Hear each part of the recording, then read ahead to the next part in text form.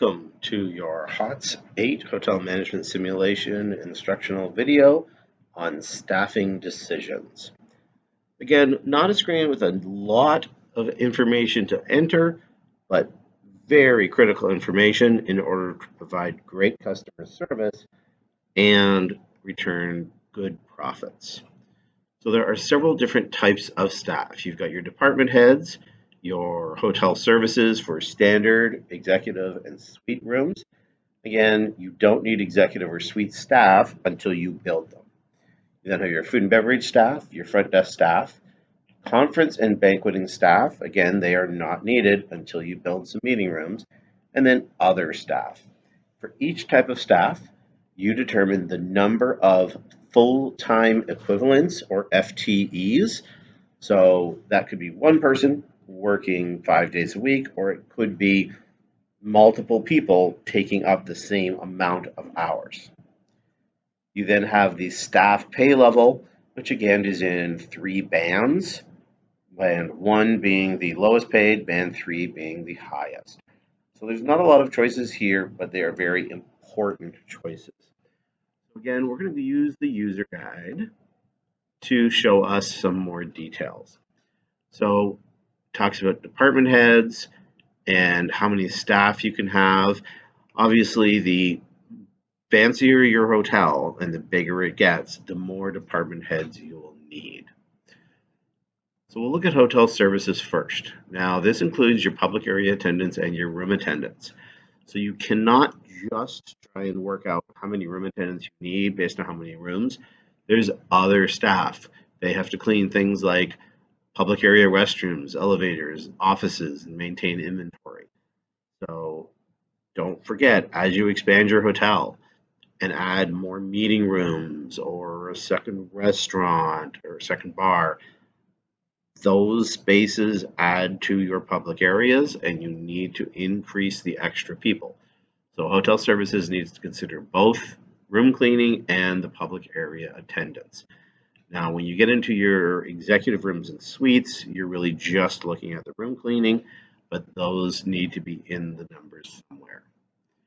Your conference and banqueting staff are just the staff dealing with advertising, promotion, and booking of conferences and special functions. This does not include banquet waiters, servers, all the staff that actually do that. So that brings us to the food and beverage staff. So food and beverage refers to all levels of chefs, stewarding or kitchen porters, your restaurant wait staff, restaurant manager, and your bar staff. So there are lots of people required in food and beverage. And as you add more aspects to your hotel, you need more and more staff. So once you build those meeting rooms, you don't just need your conference and banqueting staff, you need food and beverage staff to help staff all of your functions. I'm going to skip down to other staff. So there, if you have a hotel shop, you need some people to work there. And if you build a leisure club, you need a manager and other staff. So all those are lumped into the other category. Your front of house staff refers to your front desk agents, as well as your concierge and bell person who are needed for several hours a day to take care of your guests. Now I'll jump back up to department heads. So your department heads all have different kinds of roles.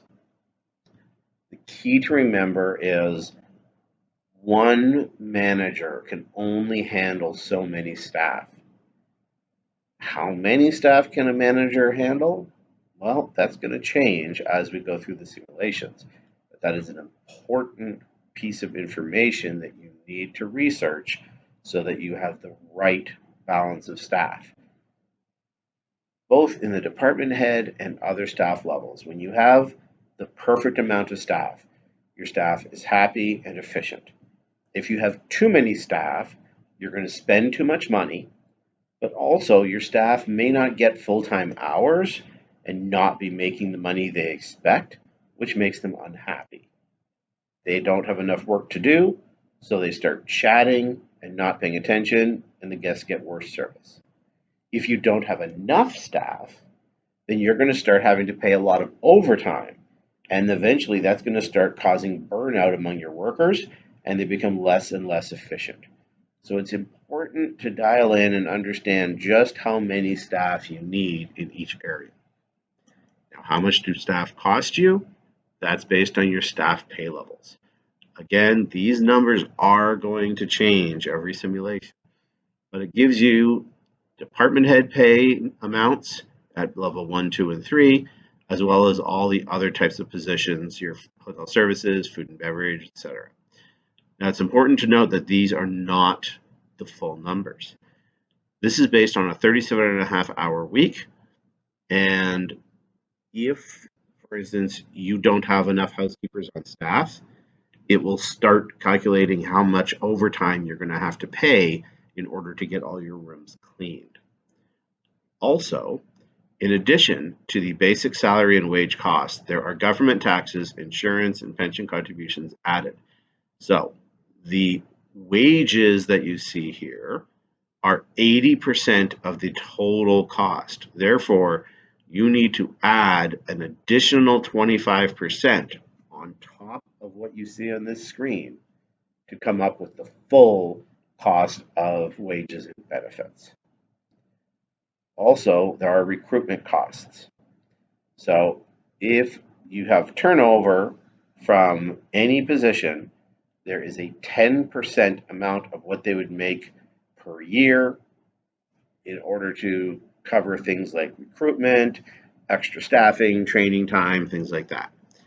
This is hospitality. We're not going to see zero turnover. There is always turnover within our business. You just want to try and keep it to a manageable level and not have it running rampant. So a lot of information in the user guide for staff decisions that impacts just a few decisions that you have to make.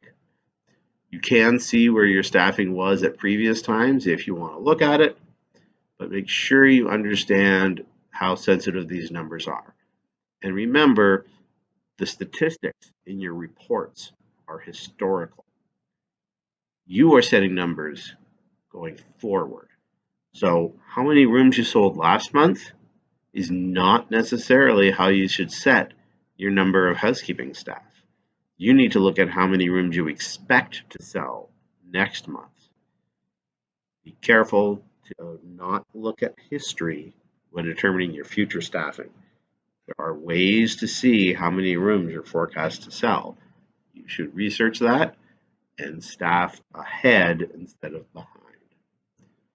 Again, do not forget to save changes when you have entered information. And then when you decide all your decisions are in, if you are walking away, do not close the browser window. Always remember to log off.